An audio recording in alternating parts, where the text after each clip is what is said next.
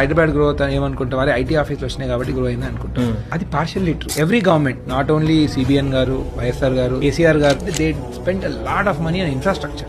ఇప్పుడు మీరు ఎస్ఆర్డిపి కింద ఎన్ని ఫ్లైఓవర్లు వేసారు, వాటర్ తీసుకొచ్చిండ్రు. 1 year బ్యాక్ ఆర్ సంథింగ్ బెంగళూరులో మొత్తం వాటర్ లేక బోర్వెల్ తిరుగుతూ ఉండేది పెద్ద. అంతకంటే ఒక 2-3 years ముందు చెన్నైలో నీళ్ళు లేకపోతే డిఫరెంట్ సిటీస్ నుంచి వాటర్ ట్రైన్లు పంపించాడు. ఇండియాలో one of the best piped water connection ఉన్న సిటీ హైదరాబాద్.